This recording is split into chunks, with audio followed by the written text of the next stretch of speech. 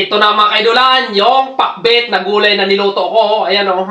Siyempre, kakain na tayo. Tara tayo kumain o. Pambansang ulam to mga kaidolan, pakbet. Talagang, ito yung pinakagusto ko rin sa gulay. Madali na siyang lutuin at napakasarap pa. Siyempre, mabitamins.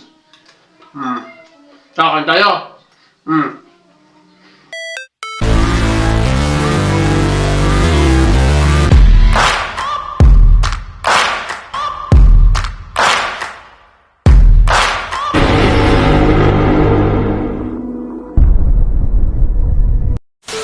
Magluluto ko mga idol ng pakbet.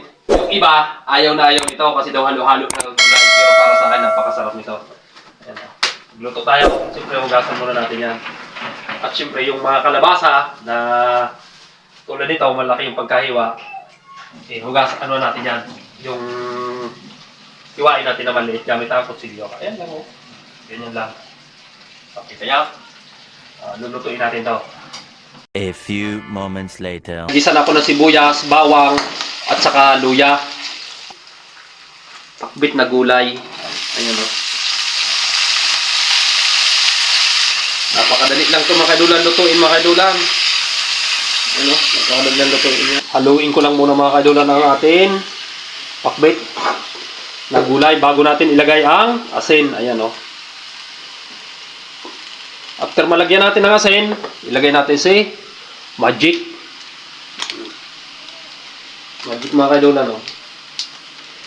Yan. Ilagay ko na rin mga kaidulan ang pambansang ulam natin. Ito pambansang ulam na sardinas. Pambansang ulam yan din mga kaidulan. Dati kasi ang pambansang ulam, galunggong. Ngayon napalitan na sardinas. Ngayon, siyempre ikunumbay na natin sa pakbit. Ayan o.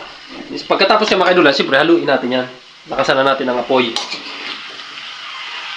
Ayan.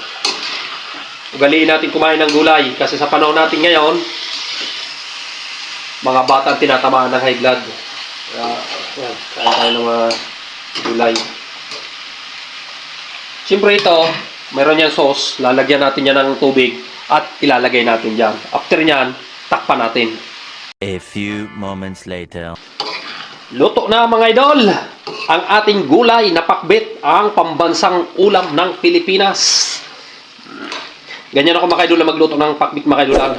Gusto ko yung medyo konti lang sa bowl niya. Ganyan ako. Kita nyo mga idol, no?